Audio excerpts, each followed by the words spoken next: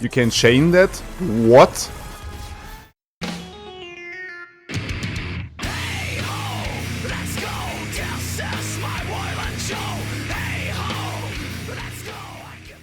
Greetings, freaks and folks, this is Vlad the Lad. The hype is real, the Pyke is here.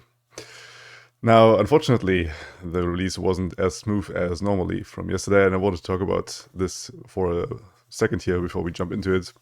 If you see this, anyone from Riot, please don't do that again. Please don't force people who just want to see the new champion to watch the seasonal. I know you want to use that to get more viewers to the seasonal, but the fact of the matter is you ruin it for both sides. You ruin it for the viewers who actually want to see that, who also want to discuss in the chat, because people were spamming over and over, just release Pyke when it was the time. Like, it was normally 6 PM on CET. And there was no release. And when I was watching the stream, everyone was screaming for Pyke and it wasn't there. And then I think you released it a little after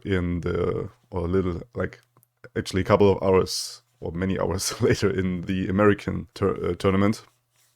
And that's not a really good idea, because I was waiting and waiting. There's also something bad for content creators who want to just react and discuss about new champions, because I went to bed and right after that you released champion. So I think I went to bed at 12:30 PM and you released him, I guess, at 1 in the morning CET. And yeah, so here I'm sitting, having a fresh shower and just getting out of my bed recently. And the second thing maybe is, if you enjoyed this content, maybe subscribe. This is a good idea. And without any further talking, I just want to get this off my chest, because I think it's a very bad take. Please don't do this again, right? Please don't. We will jump into the video right here. By the way, I remain spoiler-free. Almost spoiler-free. I know he's a 4-mana champion. I saw that. I couldn't evade all the tons of spoilers where they released it on the Turkish Twitter beforehand, and they released it in a Chinese version and all different sorts of languages, but there was not the official English release I wanted to react to. But so I wanted to wait, as opposed to just see any blurry reveal spoiler, or actually unintended spoiler, as opposed to I want to see the real trailer, you know, in English and crisp quality, so you can also watch it with me together if you haven't already. So yeah. But now I'm done talking, let's go. Beast come in all shapes. I'm one of them. Oh yeah. There he is. Yeah, like I said, a 4-mana dude. Oh, it's a lurker. Okay. So I guess it's put in concrete now that we have to run Bilgewater and Shurima together. Like, if it wasn't yesterday, it's definitely today. And it's a 2/3 body, pretty weak, but has quick attack and says, when I lurk, transform me into death from below. We don't know what that is yet. Level up is allied Pykes have dealt 15 damage. Alright, I guess there are ways to multiple this dude. Safe.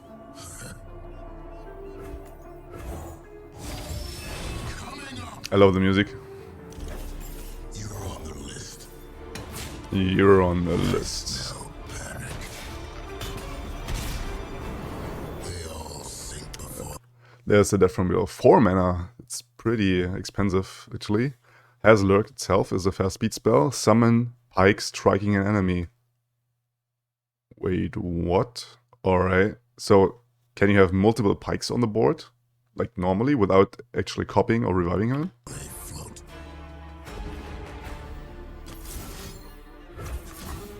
Drown with me.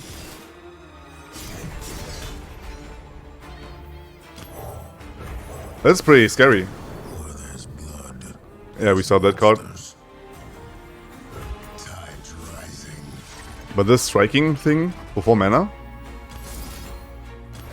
I think you can still interact with it. Like you could with all strike spells like single combat and stuff. One off. The list. Oh yeah. Maybe a bit too strong, that spell.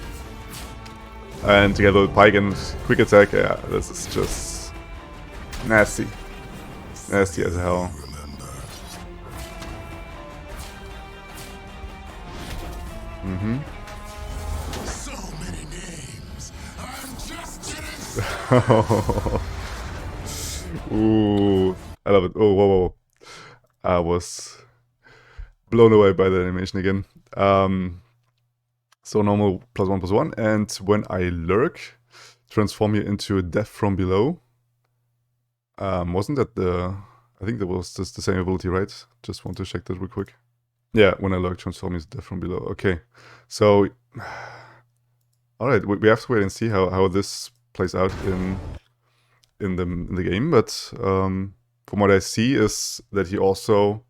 I know, when I lurk, okay, so if this dude is on the top of your deck, this is the moment where he lurks. So if he is your top deck, then he will be transformed if you proc the lurk, of course. And if you don't do that, you don't transform it into death from below.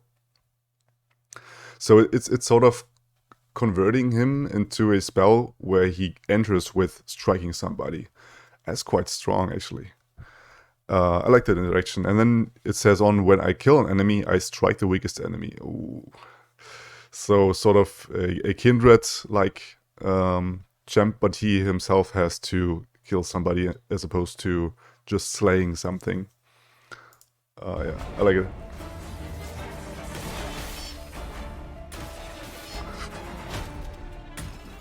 A murderer has surfaced. Guard yourselves, Demacians. Ain't them I'm here for, Jarvan. Alright. Something soft for you. Now, yeah, the Bone Skewer makes way more sense. The swarm's always hungry. Swarm's always hungry.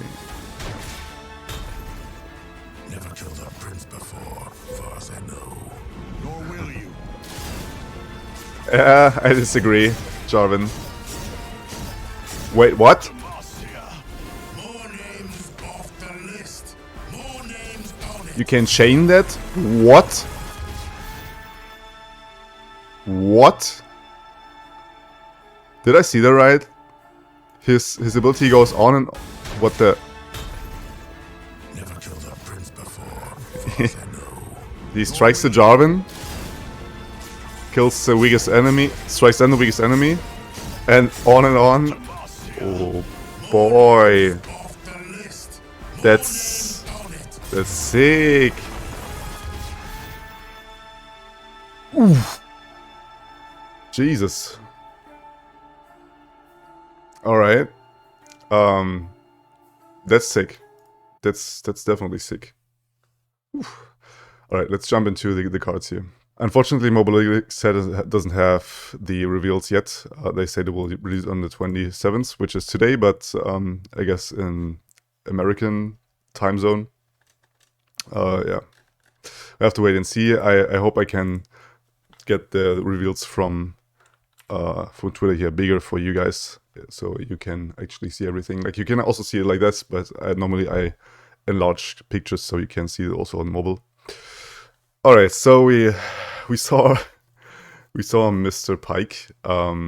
This is just his from below that we saw in the...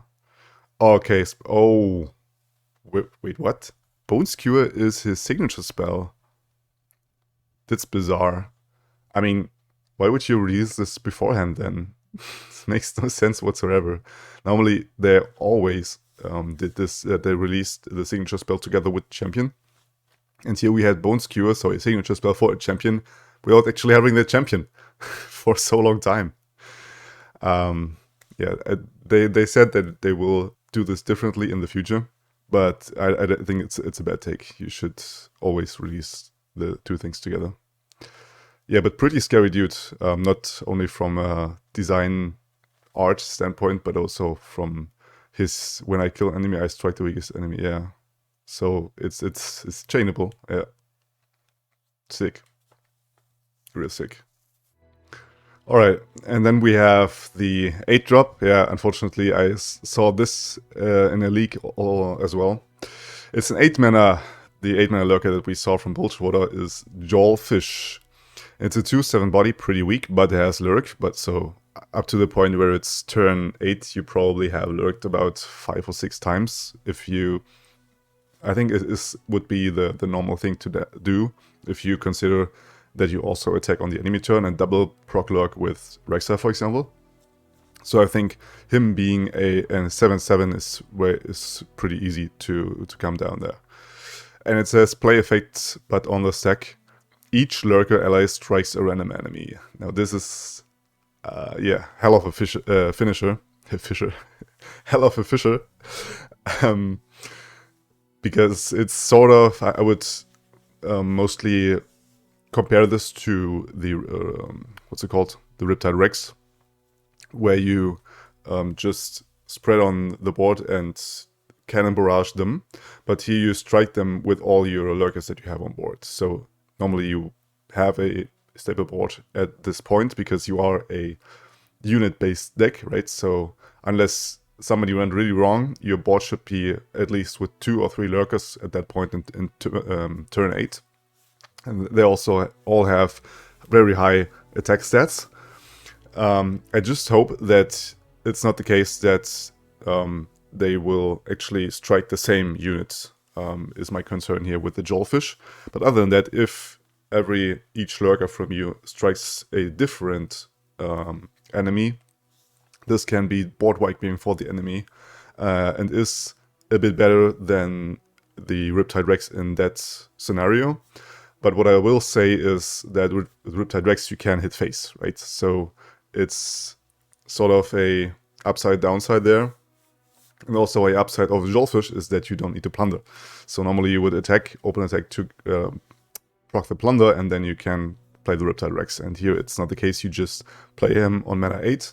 If it's your attack turn, you board wipe the enemy and then you run through. So yeah, also quite scary, this fish right here. And the Frenzied Feast is his stack spell that goes on a stack. And I like that it's eating a Jaull Hunter here, a boat. Alright, then we see the Swifting Flight. This is something I haven't seen in the spoilers. It's a 4 mana 3/2. And it says play effects without going on a stack. Create a Fleet Feather Tracker, Blinding Assault, or Silverwing Vanguard in hand. Ooh, that's neat. That's really, really neat, because flexibility is always a thing you want to have in the card game. And it says on attack, give other challenging allies +1/+1 throughout. Ooh, he himself is a challenger, 3/2, but a 3/2 but is really, really weak. For 4 mana, at that point you need some protection for him. But I really love the design around it, that you can decide what you need. Blinding Assault, of course, is for the Scout archetype, where you get the Valor. Fleet Feather Tracker is the 1 mana thing, if you don't have that much mana and you want to play him that very turn. And Silverwing Vanguard is the 4 mana where you spawn 2 of them, and you give them +1/+1 if you attack with the Swifting Flight together. I see it a bit weak though. So you want to combine this, for example, with the, what's it called? Together with the Ranger's Resolve, where you give tough to this dude and also all your Silverwing Vanguards or Fleet Feather Tracker, whatever they will be, because they all have 1 HP.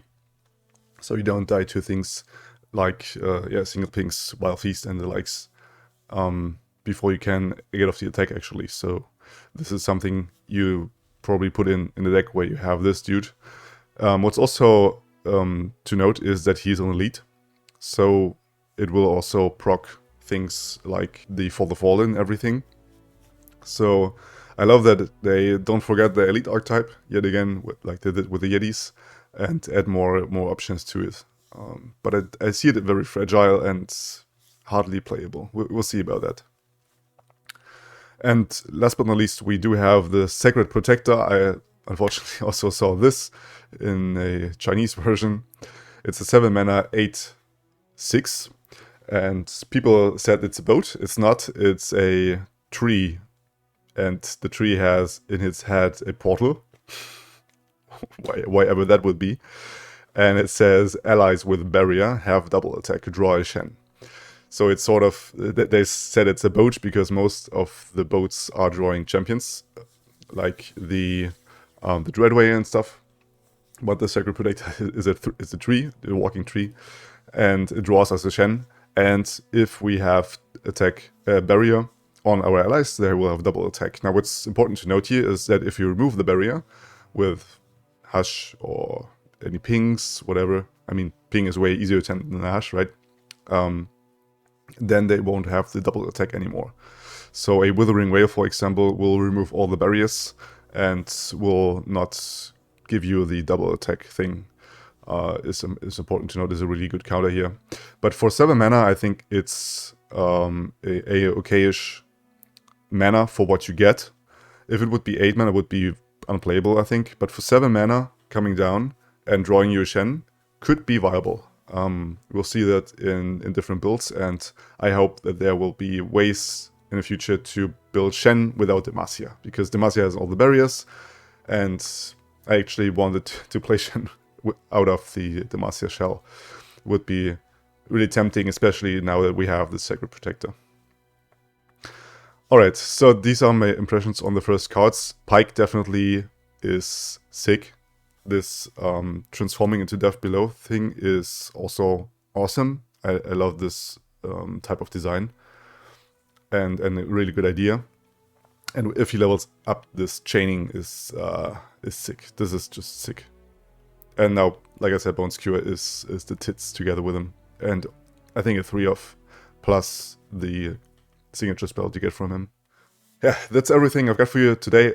Maybe not for today, we'll see about probably other spoilers. If so, I will go back with another video. And other than that, you'll see each other tomorrow. And so then, you stay legendary. Blood out.